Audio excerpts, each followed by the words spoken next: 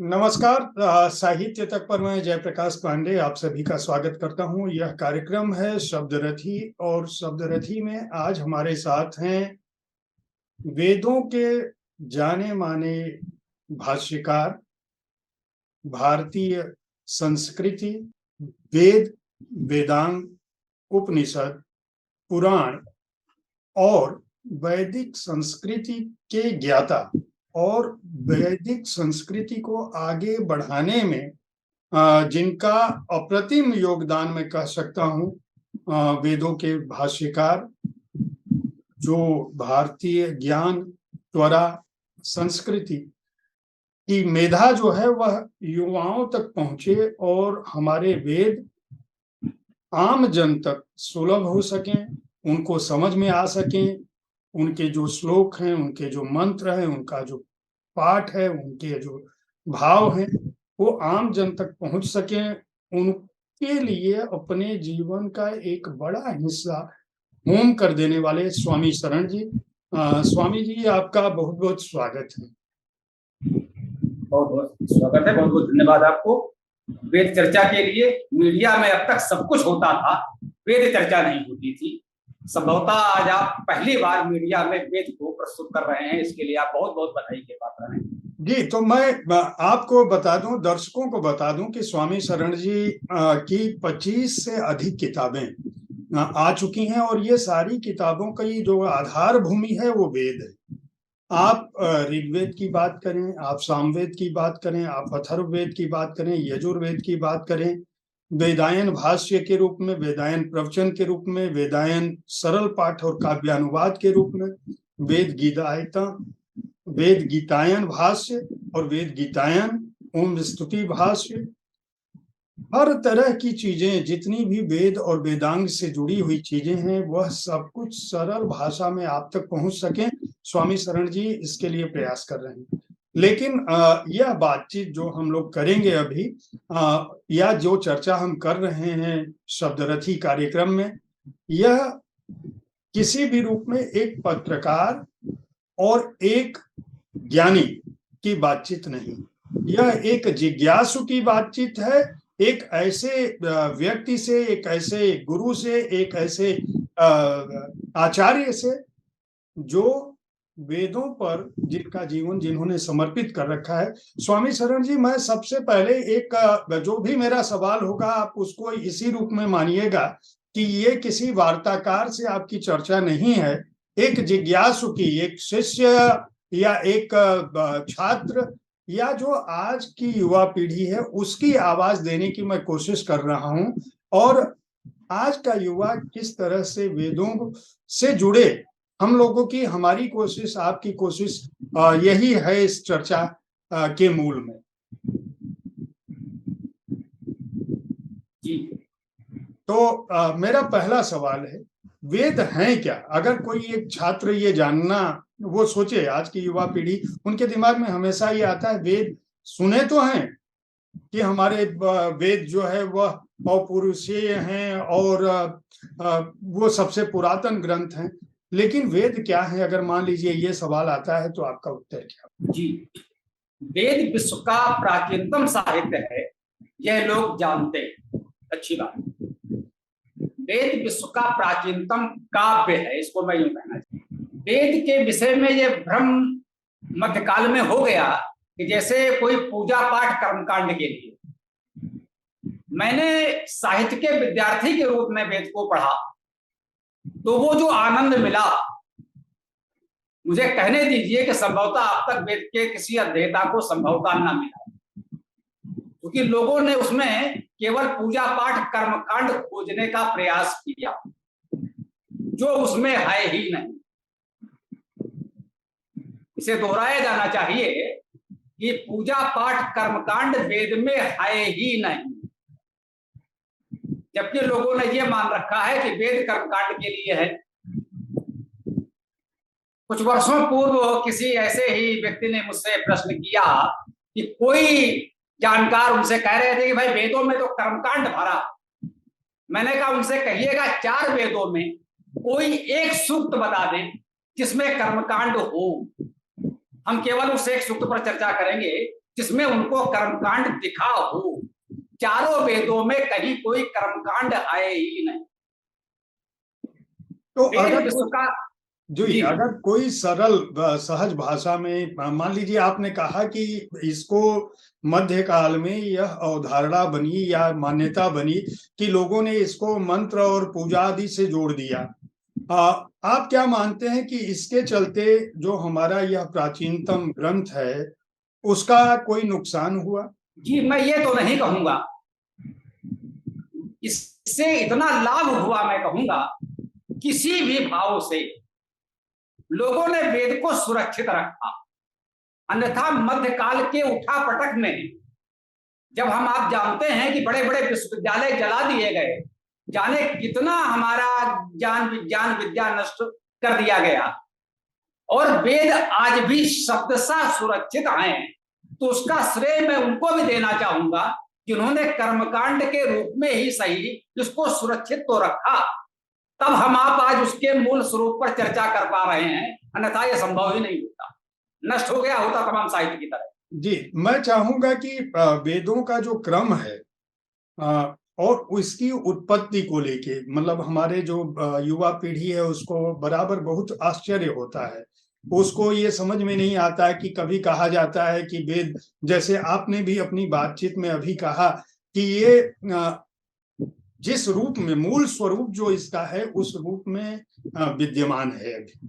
तो वेद की क्या ताकत थी, नंबर एक, और दूसरा, वेद वाकई किन लोगों के माध्यम से हम तक पहुंचा, हम इस सवाल के बाद आएंगे कि इनमें है क्या। तो अभी का मेरा सवाल ये है कि वेद का जो मूल स्वरूप है यह क्या है, और यह कितने साल पहले आया और किन लोगों के माध्यम से आज तक पहुंचा, हमारे पास पहुंचा है। देखिए, वेद विश्व का प्राचीनतम ग्रंथ है, ये हम सब जानते और मानते हैं, और यह निर्विवाद कितने वर्ष पूर्व से है, इस पर विद्वानों में मतभेद हैं। महर्षि दयानंद सरस्वती उनके अनुयायी या समाज के विद्वान इसे 1 अरब 97 करोड़ वर्षों से अधिक प्राचीन मानते हैं। अब स्वाभाविक है, जो आधुनिक दृष्टिकोण से विचार करते हैं, पुरातत्व से प्रमाण खोजते हैं, उनको यह अवधि बहुत अधिक प्रतीत होती है, उन्हें विश्वसनीय नहीं लगती। तो लोगों ने अपने अपने तरीके से अनुमान किए, लाखों वर्ष प्राचीन, हजारों वर्ष प्राचीन। तो हम उस विवाद पर अधिक नहीं पढ़ते, इतना तो कह सकते हैं कि वेद विश्व का प्राचीनतम ग्रंथ है। ये हमने नहीं, यूरोप के विद्वानों ने पूरे विश्व का मंथन करने के बाद हमें बताया। तो इतना तो पूरा विश्व मानता है कि यह प्राचीनतम है। वो हजारों वर्ष प्राचीन है, लाखों वर्ष प्राचीन है, करोड़ों वर्ष प्राचीन है, जितना भी है, परंतु प्राचीनतम है, इससे पहले का कुछ नहीं है। इतना ही मेरे लिए पर्याप्त है। मैं नई पीढ़ी को यही बताता हूं कि इतना ही पर्याप्त है। शेष विवाद विद्वानों को करने दीजिए, नई नई खोजें होती रहेंगी, नए नए प्रमाण मिलते रहेंगे, और नई नई अवधि के विषय में विद्वान अपने विचार देते रहे। तो अब मेरा सवाल ये है कि जो प्राचीनतम ग्रंथ है हमारा, उसका जो कालखंड है, सामान्य तौर पर यह माना जाता है कि सबसे पहले ऋग्वेद आया, फिर सामवेद आया, अथर्ववेद आया और यजुर्वेद आया। आपने जो भाष्य किया है ग्रंथों का, वो भी इसी क्रम में हमें मिलता है। इन वेदों में अगर मैं पूछूं आपसे, ये पहला सवाल, ऋग्वेद क्या है? आपके प्रश्न के 2 भाग हैं। मैं तो ये स्पष्ट कर दूं कि जिसे हम 4 वेद कह रहे हैं, वे एक ग्रंथ के 4 भाग। मेरा अध्ययन ये कहता है कि वेद एक ग्रंथ है, उसकी 4 संहिताएं हैं, ऋक, साम, अथर्व, यजु, ये उसकी 4 संहिताएं। जैसे रामायण में 7 कांड हैं, वैसे ही वेद में 4 संहिताएं हैं। अब चारों संहिताओं का भी आकार पर्याप्त है, तो उसको ऋग्वेद को 10 मंडल में विभाजित किया गया है, अथर्ववेद को 20 कांड में विभाजित किया गया है, सामवेद और यजुर्वेद में अध्याय ही रखे गए हैं। 28 अध्याय सामवेद में है, 40 अध्याय यजुर्वेद में हैं। तो ये क्रम दिया गया। तो ये कहना कि कोई भी वेद पहले आया उसके पश्चात कोई दूसरा वेद आया, ये उचित नहीं है। कुछ कारणों से जो भी जिसको कोई आधार प्रमाण मिला हो, मैं उस पर नहीं जाना चाहता, कुछ लोगों ने ऐसा कहने का प्रयास किया कि अथर्ववेद बाद में जोड़ा गया। तो इसका खंडन यही हो जाता है कि ऋग्वेद के पुरुष सूक्त में ही चारों वेदों के नाम मिलते हैं। पुरुष सूक्त को सृष्टि क्रम का सूक्त कहा जाता है। सृष्टि किस क्रम से बनी वो बताया गया है, उसमें वेद भी किस क्रम से मिले बताया गया। तस्मात् जज्ञात् सर्वभूता ऋचा सामान्य जज्जिरे छंदांस जज्जिरे तस्मात् यजु तस्मात् अजायत। यही चार क्रम उसमें ये बताए गए।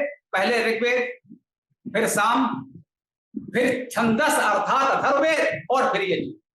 तो अथर्ववेद को बाद में जोड़ने की बात तो समाप्त हो गई, क्योंकि वो कह रहा है यजुर्वेद चतुर्थ है, अथर्ववेद तो उससे पूर्व है।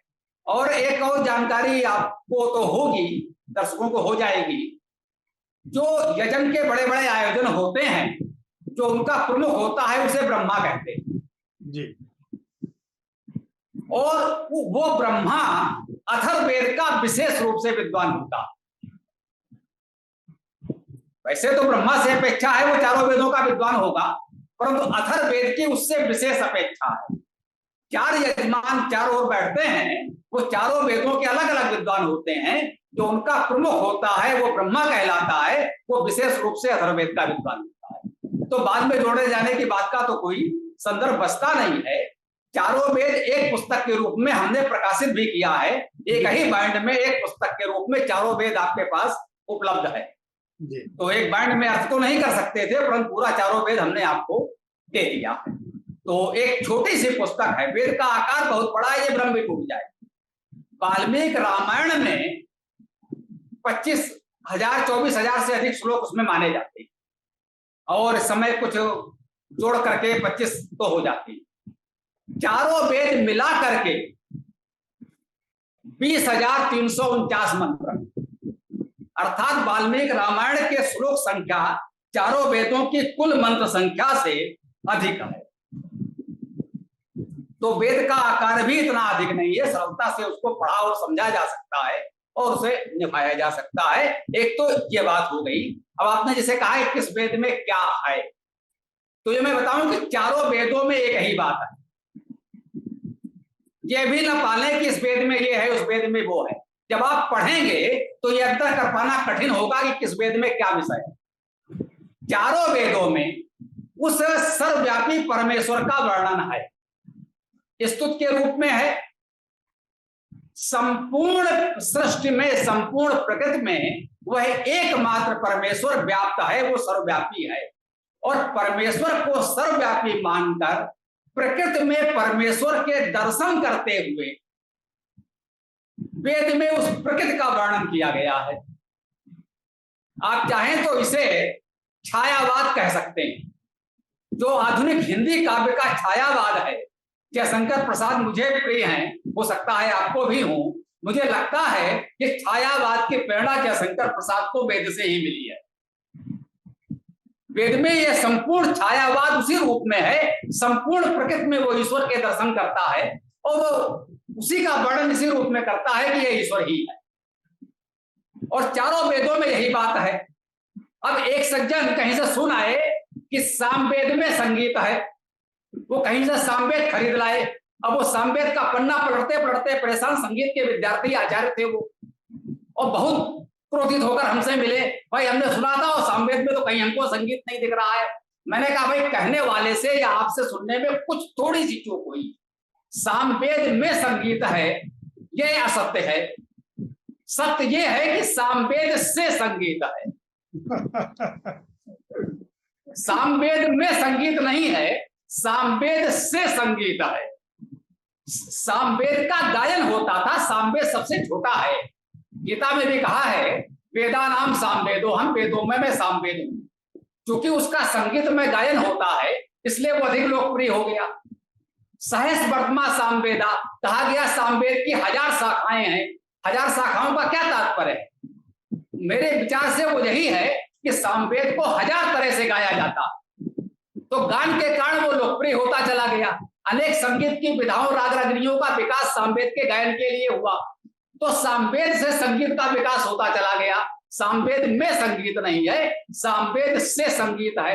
एक और हमारे पुराने पत्रकार मित्र मिले, कभी मैं भी पत्रकार था, आपने सुना होगा जी। तो पुराने हमारे पत्रकार मित्र मिले अभी, उन्होंने आयुर्वेद पर भी कुछ कार्य किया, संस्कृत भी पढ़ी। तो उन्होंने कहा भाई हमने कहीं पढ़ा था, उसमें सुना था कि ऋग्वेद से आयुर्वेद का विकास हुआ है, ऋग्वेद का उपवेद आयुर्वेद है। मैंने उठाकर उनको अथर्ववेद दिया, हमने जरा इसे पलटो, बोले ये तो मैं ले जाऊंगा।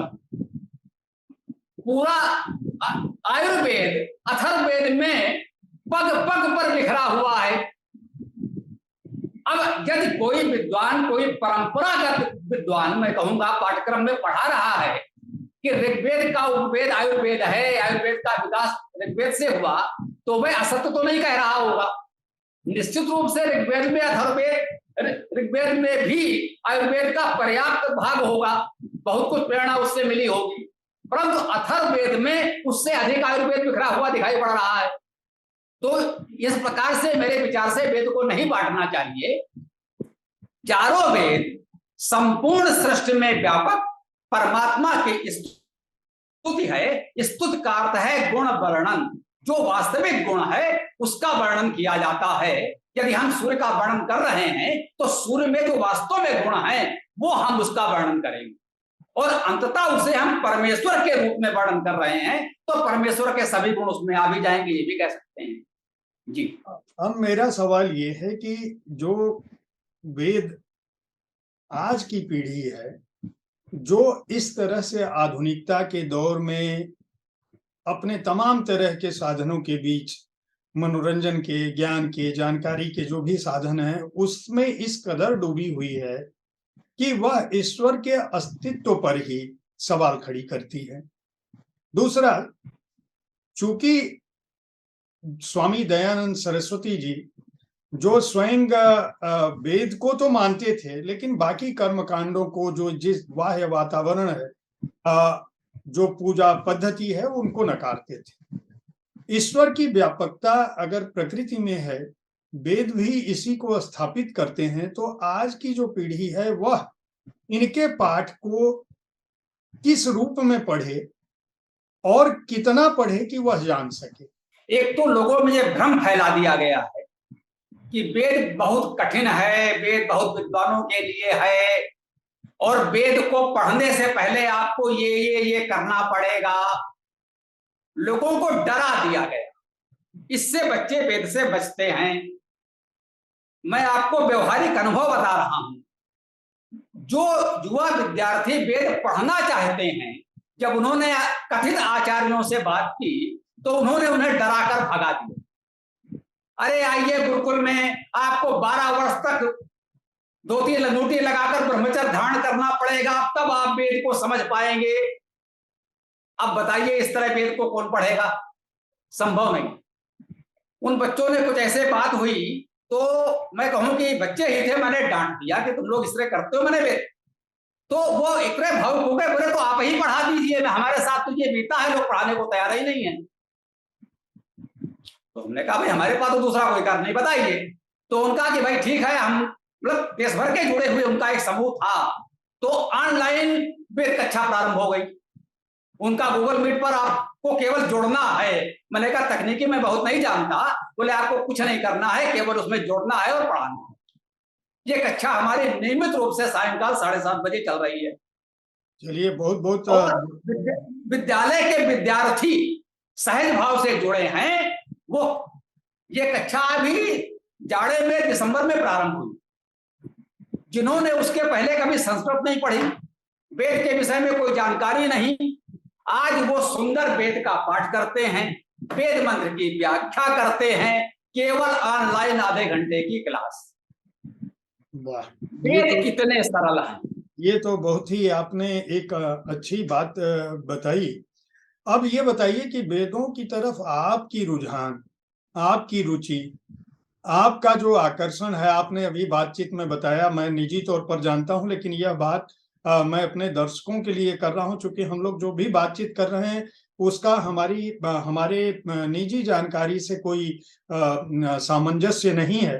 और ये हम आप ही लोगों के लिए ये बात पूछ रहे हैं, तो जितने भी सवाल मेरे मन में हैं, वो आपके मन में जो संभावित सवाल हो सकते हैं हमारे दर्शकों के मन में, वो मैं स्वामी शरण जी तक ले जाने की कोशिश कर रहा हूँ। क्योंकि आप इस कार्यक्रम को देखेंगे, आपके मन में सवाल होंगे, आप उनसे पूछ सकते हैं। आप पूछें उससे पहले ही मैं पूछ लेता हूँ, आपका ये जो आकर्षण है, एक तरफ आप पत्रकार थे, पत्रकारिता का जो जीवन है वह अलग है। आप वेदों की तरफ आप उन्मुख कब हुए? और किस इस कदर, क्योंकि आपका जो काम है वह अपने आप में किसी भी मैं अपने दर्शकों को बता दूं कि स्वामी शरण जी के की जो कृतियां हैं, इनके द्वारा जो साहित्य वेदों से जुड़ा हुआ आया है, वह लगभग 25 पुस्तकों का नाम तो मैं ऐसे ही बता सकता हूँ। इतने महत्वपूर्ण ग्रंथ हैं वेदों को लेकर कि केवल आपने जो किताबें लिखी हैं उनको ही पढ़ लिया जाए।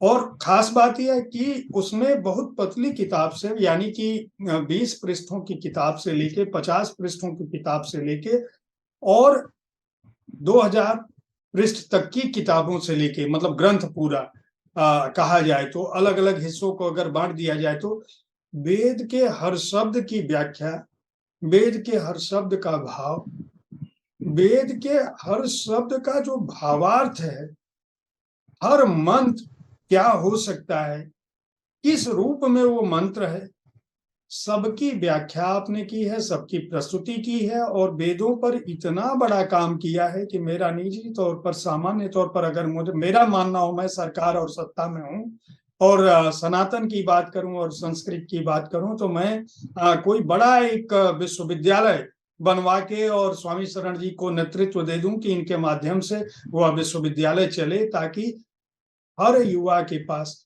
हम जिसकी बात करते हैं, भारत की महानता की बात करते हैं, और निश्चित रूप से हमारी महानता का जो मूल है वह हमारा साहित्य है, हमारे ग्रंथ हैं। और उन ग्रंथों का जो सबसे प्रतिनिधि साहित्य है जिसकी बात स्वामी शरण जी कर रहे हैं, वह वेद हैं, वेदांग हैं। बाद में उपनिषद, ब्राह्मण और दूसरे ग्रंथ आए। तो अगर हम वेद की बात करते हैं और वेद पर किसी एक व्यक्ति ने इतना बड़ा काम किया है, तो उस काम को जन जन तक पहुंचना चाहिए, लोगों तक पहुंचना चाहिए। लेकिन साथ ही यह जानना भी जरूरी है कि स्वामी शरण जी खुद अपने जीवन का एक बड़ा हिस्सा वेदों को इस तरह से, क्योंकि जो काम है वह किसी 1-2 साल का काम नहीं है। इसको जब मैं देखता हूं तो मुझे लगता है कि ये तो दशकों का काम है, और बिना इसमें आकंठ डूबे इस तरह का कोई भी कृत्य कहीं भी नहीं हुआ है संसार में। तो मैं जानता हूं, मतलब मुझे मेरा अनुभव ये कहता है, मैं जितना पढ़ता लिखता हूं उसके हिसाब से, कि ये कम से कम 2 दशक से अधिक समय का काम है। तो स्वामी शरण जी अपने एक जीवनचर्या के काम को छोड़ के और वेदों पर इस तरह से वेदों में आकंठ डूब गए कि वेद घर घर पहुंचे, उसके लिए प्रयास किया, उसके लिए किताबें लिखी, उसके लिए टीका की, उसके लिए भाष्य लिखा, उसके लिए उनका अनुवाद किया, भावानुवाद किया, उनको प्रकाशित करने का प्रयास किया, प्रकाशित करके आप तक भेजने का प्रयास किया।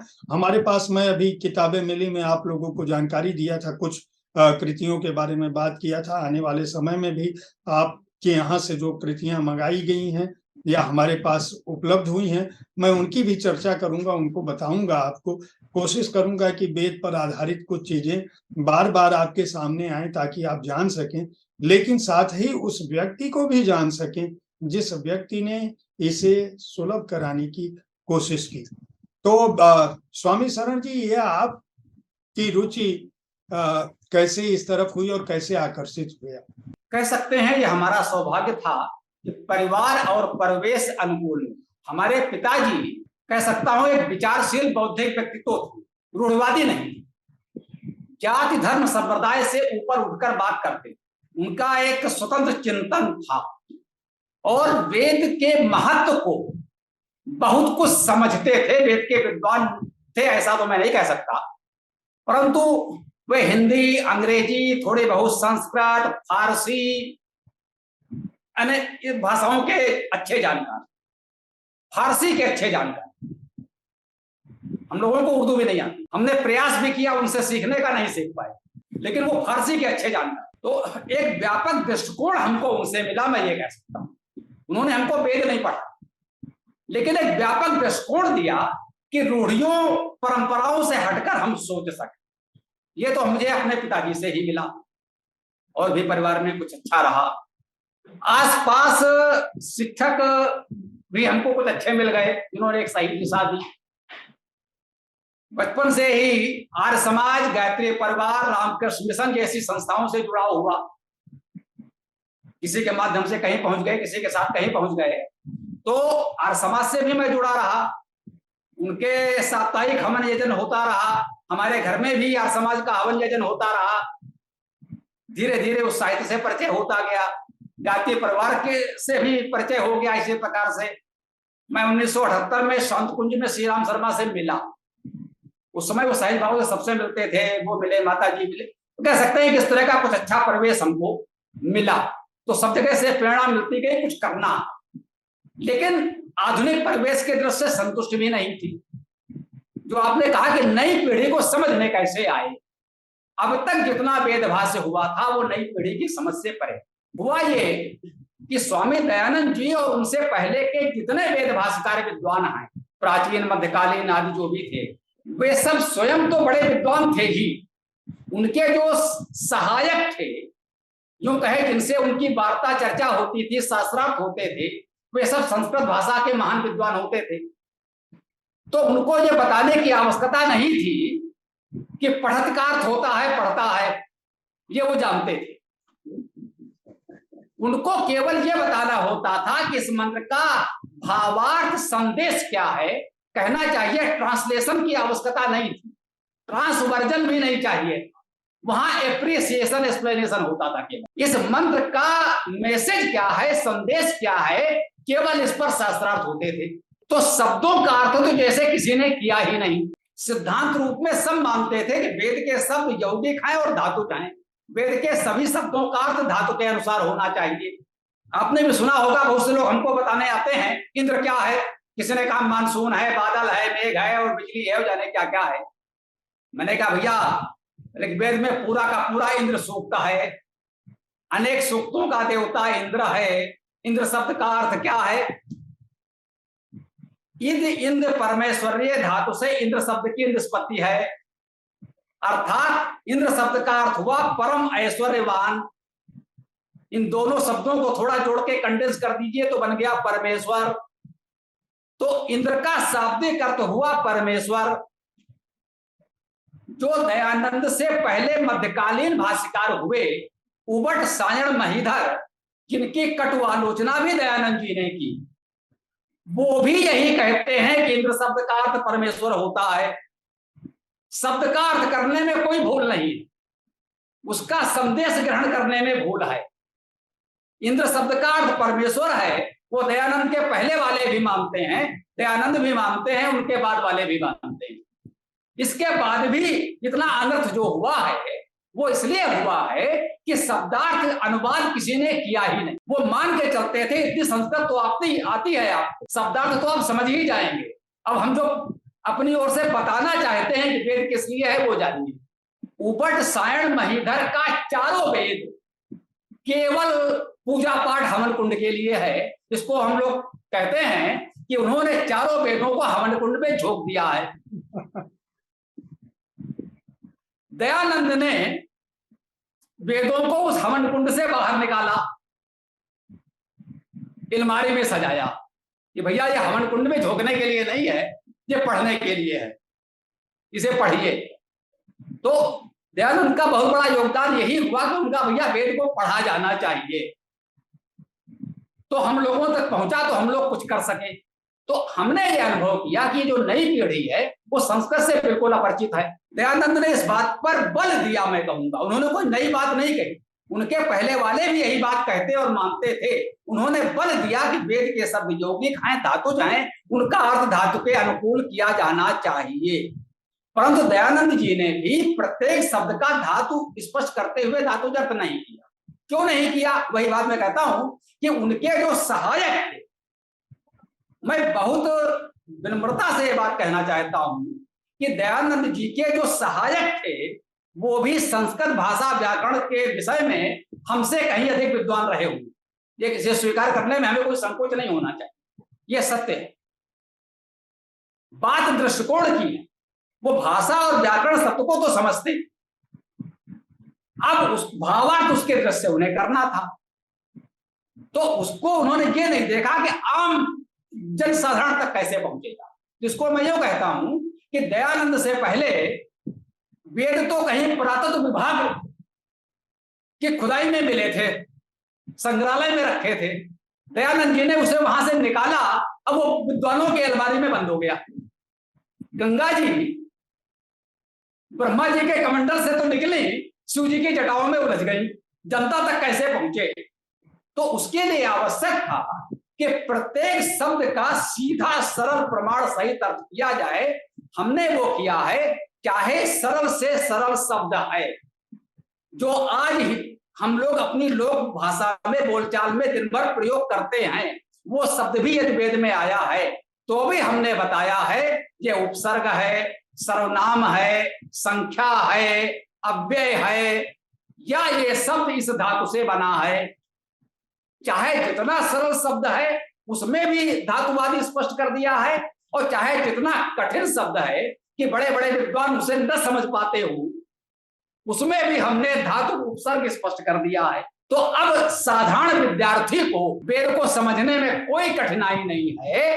कहीं किसी ने कहा कि साहब संस्कृत व्याकरण को समझने में तो कम से कम 12 वर्ष नहीं तो 6 वर्ष तो लगेंगे ही, 12 वर्ष लगते हैं संस्कृत व्याकरण सीखने में। मैंने कहा हम जिसको 6 मास पढ़ा देते हैं वो फिर हमारे पास पढ़ने नहीं आता, दूसरों को पढ़ाता है। 6 मास बहुत हैं संस्कृत भाषा व्याकरण को सीखने के लिए और वेद का भाष्य करने के लिए। आप किसी औसत, मैं कह रहा हूं सामान्य स्तर के विद्यार्थी को दे दीजिए, वो 6 मास अनुशासन में थोड़ा सा प्रयास कर ले, हम लोग हंसते खेलते हास परिहास करते हुए उसे हम वेद का व्याख्याकार बना देंगे। बस उसको सही तरीके से बताने की आवश्यकता थी। जो हजारों वर्ष प्राचीन तरीका था वो अब नहीं चलेगा, ये हमें स्वीकार करना चाहिए। जब कागज भी नहीं था, उस समय के शिक्षा प्रणाली जो थी, और आज की पीढ़ी को जो मैं कक्षा चला रहा हूं, उनको ये पुस्तक भी भारी पड़ती है, कहते हैं पीडीएफ दे दीजिए। उनको पीडीएफ से पढ़ना सरल लगता है, अब किताब के पन्ने कौन पलटेगा। तो अभी पुस्तक दिवस पर किसी ने कहा था, बहुत सही बात कही थी, कि आखिरी सदी है किताबों से इश्क की, अब तो लोग पीडीएफ पढ़ रहे हैं। आपने तो शब्दकोश भी तैयार किया है और शब्दकोश का जो है बृहद आकार और लघु संस्करण भी तैयार किया है, वैदिक इतिहास भी लिखा है, चिंतन प्रवाह भी लिखा है, उसका सरल पाठ भी आपने रखा है, काव्यानुवाद भी किया है। ये मैं जानना चाहता हूं कि हमारे इतने महत्वपूर्ण ग्रंथ और हमारे इतने महान भाष्यकारों, विद्वानों सबकी उपस्थिति के बावजूद वेद की शब्द तो हमने सुना है, लेकिन वेदों की स्थिति संभवतः उसी तरह की है कि हम ईश्वर को मानते तो हैं लेकिन जानते नहीं। हम ये तो मानते हैं कि भगवान हैं, ईश्वर हैं, परमेश्वर हैं, उसी तरह से हमारी आज की पीढ़ी ये तो मानती है कि वेद है लेकिन जानती नहीं।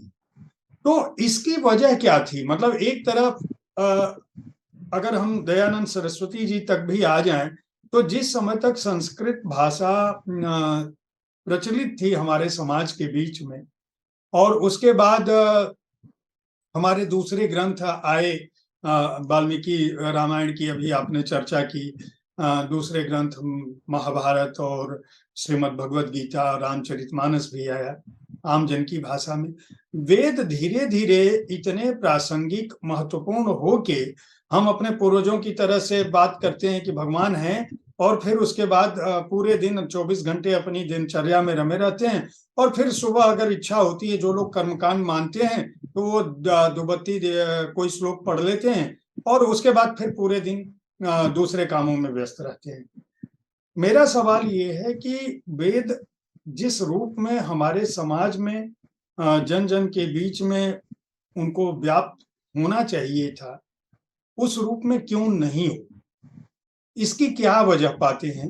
और दूसरा, आज जब जो सरकार इस समय देश पर शासन कर रही है केंद्र में, वह हिंदू धर्म संस्कृति की बात करती है, उनकी संरक्षक के तौर पर सामने आती है, तो उसने वेदों के लिए क्या कुछ अलग से किया है कि इनको बढ़ावा मिल सके? ये हमारे सम्मान, प्राचीनतम ग्रंथ हैं, प्रतिष्ठा का प्रतीक हैं और इनमें ज्ञान का अजस्र स्रोत समाहित है। देखिए, वेद का प्रचार न होने का कारण तो ये मान लो कि ये सब प्रयास किया, वेद लोगों तक न पहुंचे, लोगों को वेद तक पहुंचने से रोका जाए और वेद को लोगों तक पहुंचने से रोका जाए, इसके लिए पूरा प्रयास किया। ऐसा प्रयास करने वालों को हम सफलता के लिए बधाई दे सकते।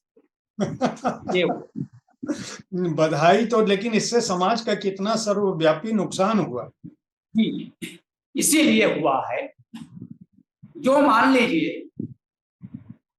कि यदि आपके घर में ये एलईडी का प्रकाश हो जाए तो मोमबत्ती कौन जलाएगा? घर घर जब वेद पहुंच गए तो धर्म की दुकानें कैसे चलेंगी? ये जो चमत्कार आडंबर फैला करके करोड़ों अरबों में बाबा जी भोग विलास में डूबे हैं, इन बाबाओं की दुकानें कैसे चलेंगी? तो एक पक्ष तो ये समझाया जा रहा है कि वेद पढ़ने का अधिकार किसको है। मैंने कहा भैया, जो पढ़ना चाहे, जो पढ़ सके उसको है। पूरी पीठाधीश्वर शंकराचार्य माननीय निश्चलानंद सरस्वती जी महाराज के बहुत वीडियो पढ़े हैं। वो कहते हैं शूद्रों को वेद पढ़ने तो क्या सुनने का भी अधिकार नहीं है। महिलाएं शूद्र होती हैं, उनको वेद पढ़ने का अधिकार नहीं है। सरस्वती की पूजा करने वाले कह रहे हैं महिलाओं को वेद पढ़ने का अधिकार नहीं। वीणा पुस्तक धारणी सरस्वती ब्रह्मा की मानस पुत्री, मानस पुत्री का क्या अर्थ हुआ? उनकी सहयोगी शिष्या। हमने कहा वेदों का प्रथम गान किसने किया? उस बालिका सरस्वती ने। मैं कह रहा हूं बालिका सरस्वती ने। मेरे साथ जो बच्चियां जोड़ती हैं, मैं कहता हूं मेरे टीम की सरस्वती। ब्रह्मा जी के साथ कुछ लोग जुड़े थे। ब्रह्मा जी के 4 मुख 4 वेदों के प्रतीक माने जाते हैं। वे आदि पुरुष हैं जिन्होंने चारों वेदों का स्वाध्याय किया और लोगों को पहुंचाया। और समाज मानता है कि अग्नि, वायु, आदित्य से 4 वेद अलग अलग ऋषियों को प्राप्त हुए। उन 4 ऋषियों से ब्रह्मा जी ने सीखा। जब ब्रह्मा जी को 4 वेद प्राप्त हुए, उससे लोगों ने सीखा।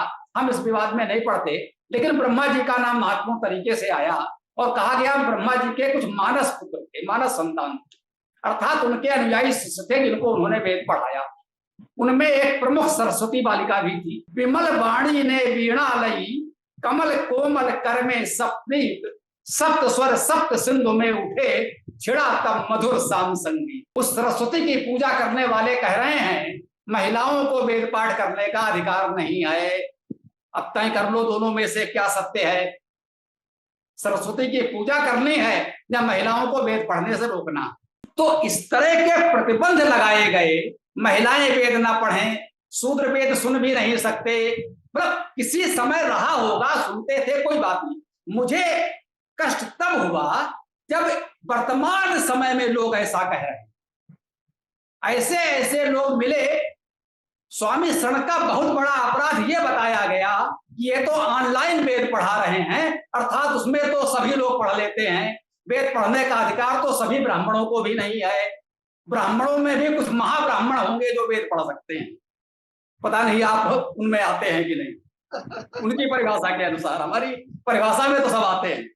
तो इस तरह के जब प्रतिबंध लगाए गए और उसके बाद वेद पढ़ने के लिए जो कहा गया कि आप धोती चोटी लंगोटी लगाकर 12 वर्ष ब्रह्मचर्य धारण करो, तो यह भी संभव नहीं रहा। तो इस प्रकार से लोगों को वेद पढ़ने से रोका गया। उसके लिए पूरा षड्यंत्र किया गया। उसके लिए समाज का धन बल और सत्ता बल का दुरुपयोग किया गया और आज भी किया जा रहा है।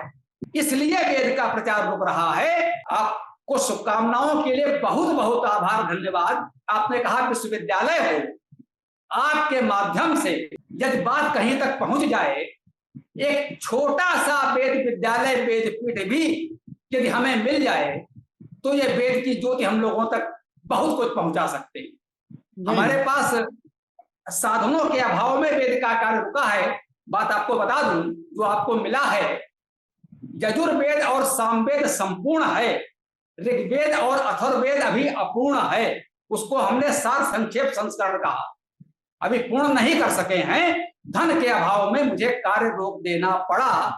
जब कोई धनी मानी साधन संपन्न व्यक्ति कुछ व्यवस्था करे और कुछ व्यवस्था हो जाए, तो ये ऋग्वेद और अथर्ववेद का कार्य यदि पूर्ण हो जाए तो यही बहुत बड़ी सेवा होगी। नहीं, निश्चित रूप से जो आपका काम है वह स्तुत्य है और वह लोगों तक पहुंचना चाहिए। मैं तो जो हमारे दर्शक भी हैं और हम प्रयास करेंगे, मतलब मैं जहां तक, क्योंकि जो नई शिक्षा नीति है जो केंद्र की सरकार है, वह बार बार इस बात पे बल देती है कि जो भारत का प्राचीन गौरव है वह आना चाहिए। और प्राचीन गौरव तब आएगा जब ज्ञान की जो सतत और धारा है वह आम जन तक पहुंचे। गांधी मानते थे कि समाज के आखिरी व्यक्ति तक जब तक प्रज्ञा या ज्ञान या ऊर्जा या सुख नहीं पहुंचता है, तब तक लोकतंत्र अधूरा है।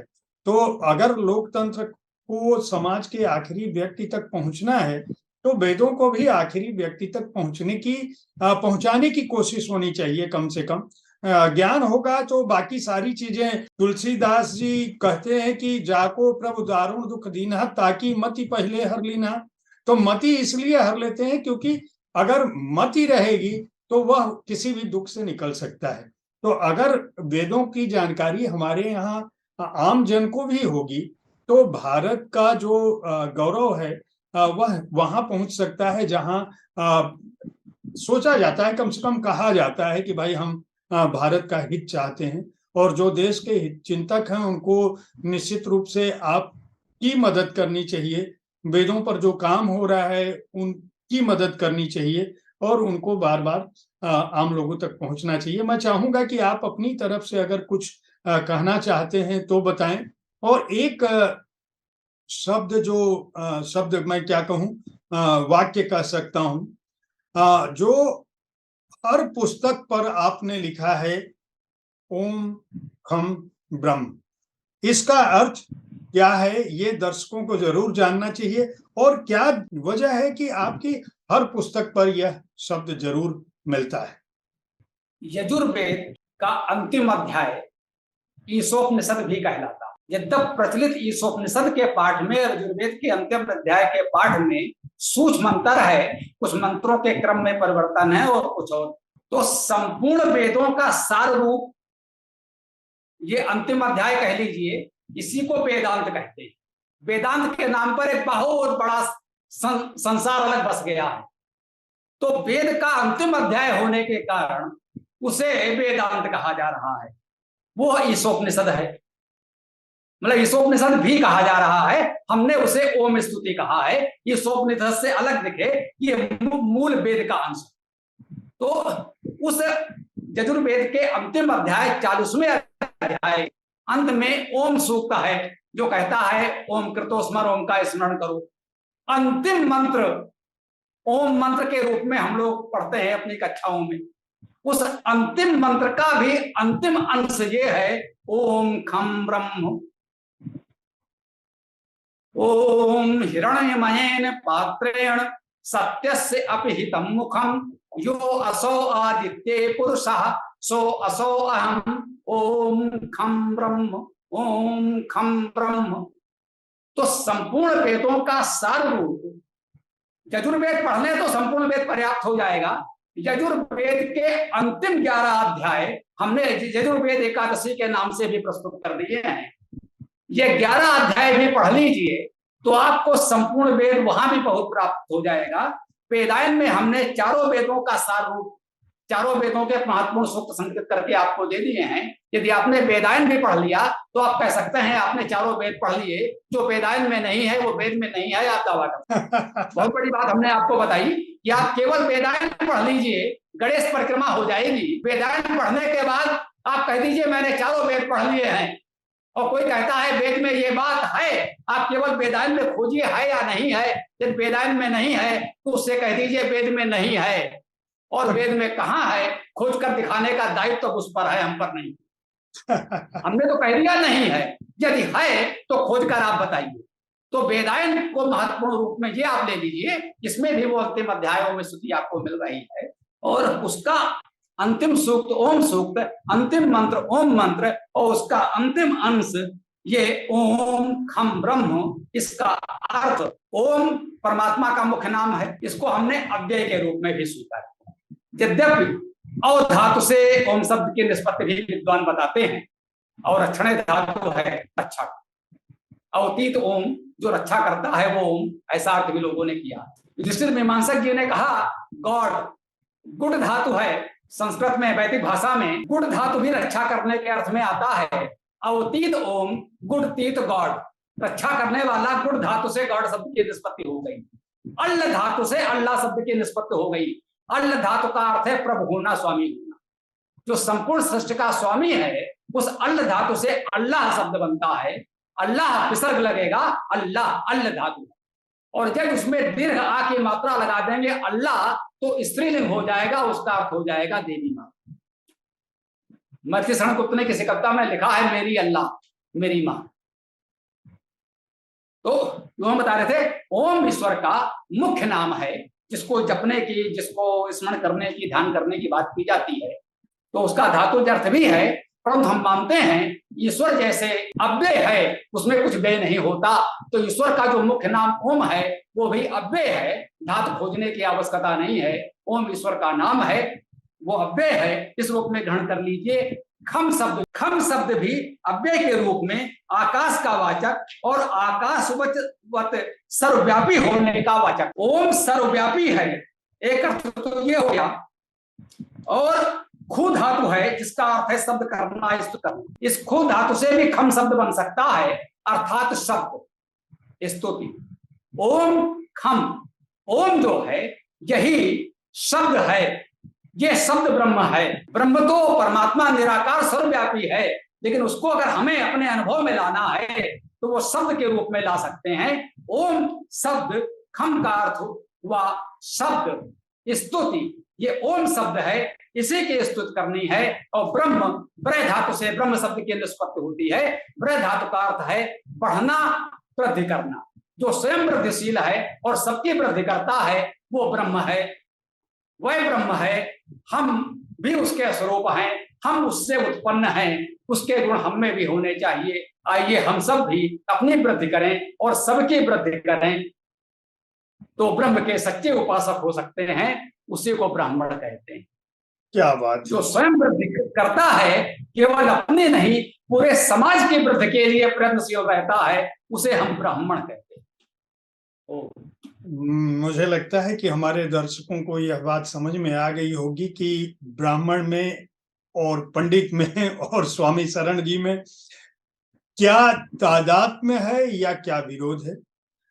वेद आप तक पहुंचे, वेद गीतायन जिसकी बात करी, वेदायन की जो बात करी, वेदायन प्रवचन, ये सारी पुस्तकें पालीवाल प्रकाशन से, वेद गीतायन भाष्य भी, ये सारी पुस्तकें उपलब्ध हैं कानपुर में। मैं इस कार्यक्रम के अंत में जब आप देखेंगे जो हमारा इसकी व्याख्या होगी, जो थोड़ा बहुत परिचय दूंगा, उसके अंत में आपको बाकायदा पालीवाल प्रकाशन का परिचय, कहाँ से ये पुस्तकें मिल पाएंगी, उनका उल्लेख भी होगा।